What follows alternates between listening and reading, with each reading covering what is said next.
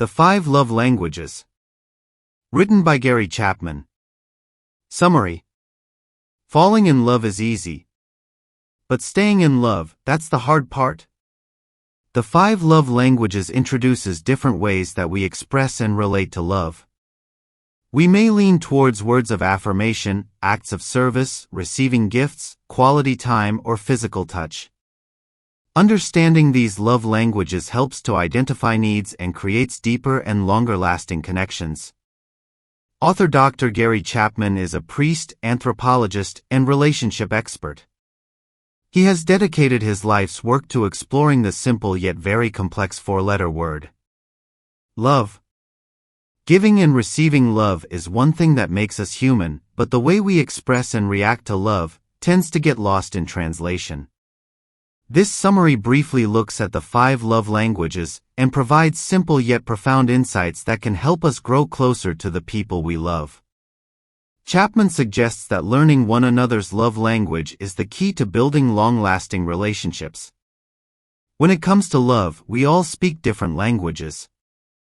Keeping love alive is a serious business.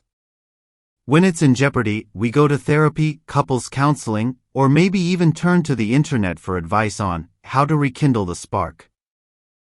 The problem is that it's difficult to resolve issues when partners don't understand each other.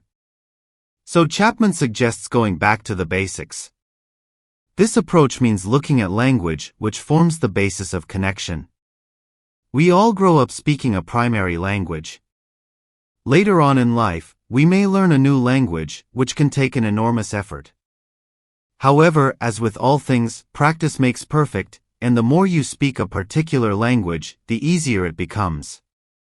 The difficulty arises when we speak a specific language and encounter someone who speaks another.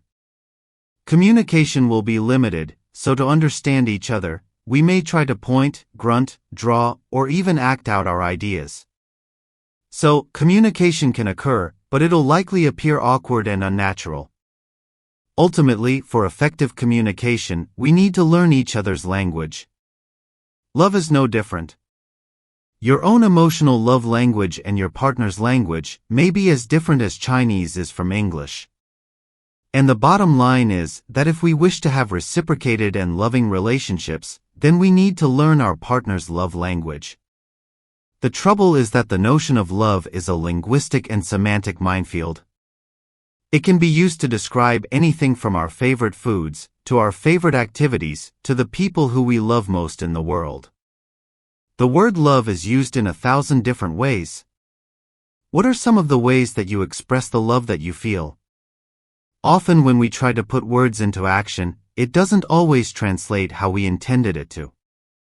And what may feel like loving behavior for one person may not appear to be loving for another. How often do you hear parents who overindulge their children referring to this behavior in terms of love? A family therapist might argue that this is just irresponsible parenting. Furthermore, love may also be used to justify and deny a partner's problematic behavior, such as excessive drinking, for example. Outsiders may see this act of turning a blind eye not as love, but as enabling an unhealthy behavior.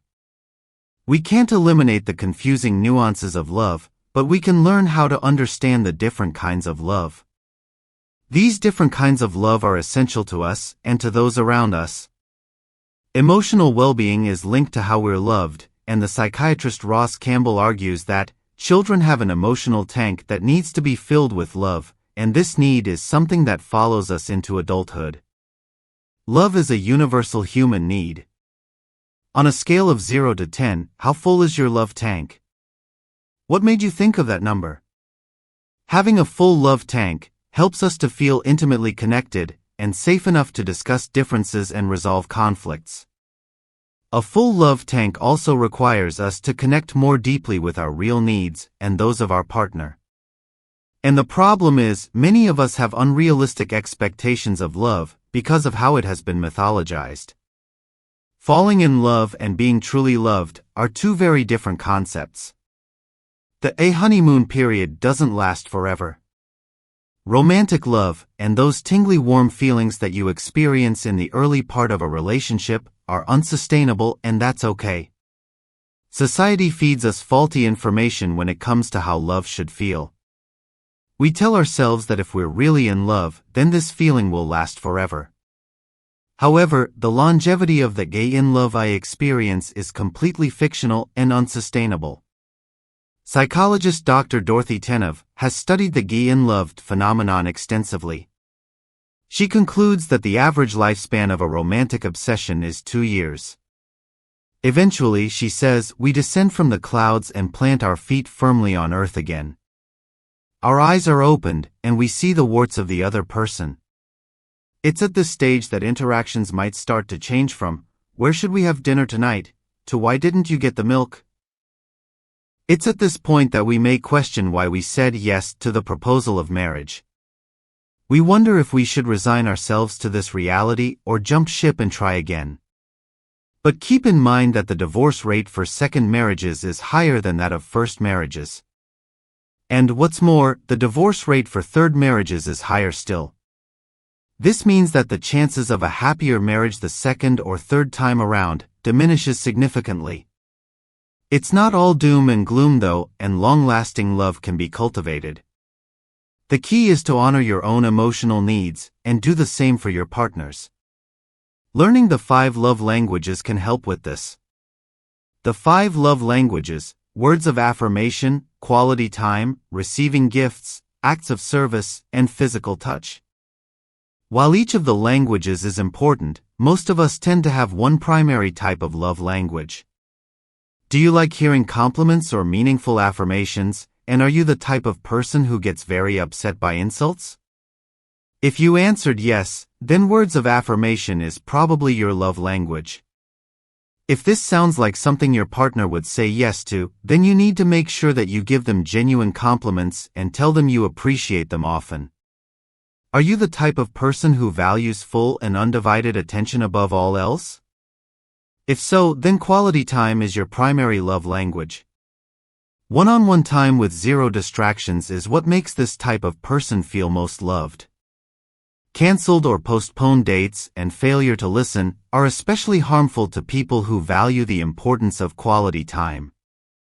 So if this is your partner's love language, then learn to listen deeply and make an effort to give them your undivided attention as often as you can. Check in with them and see what they would like to do with you. Don't just assume what they'd like, ask them and then schedule a time for this. How do you feel about the giving and receiving of gifts and celebrating birthdays and special occasions? Giving and receiving gifts is an act of love that's often misunderstood. For most people who have the receiving of gifts as their primary language, what's important isn't the monetary value or cost involved, but rather the thought and effort that has gone into the gift. Failure to acknowledge the importance of birthdays or forgetting an anniversary can be soul-crushing for this type of person. Furthermore, gifts that lack meaning or thought may make someone who shows love through gifts feel unimportant or unloved. The 4th love language is acts of service. This love language could look like taking out the trash, doing laundry, paying bills, doing the dishes, or fetching the kids from school. Any acts that ease the burden of responsibilities of everyday life characterize this kind of love. People who value acts of service, appreciate the small things, and breaking commitments, shirking responsibility, or laziness, can make this type of person feel taken for granted and undervalued. Finally, there's physical touch.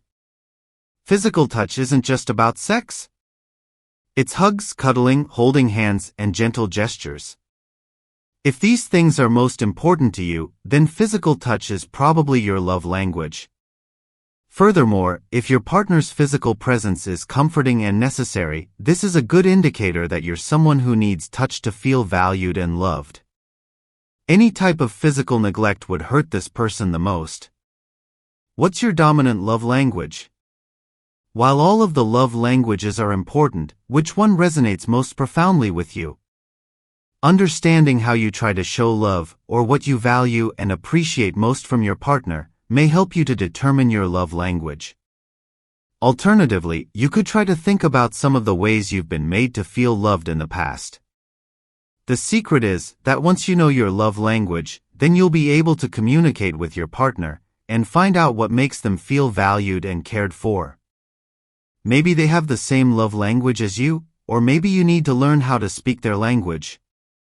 To dive into more depth on this topic, you could take the quiz on Dr. Chapman's website, 5lovelanguages.com.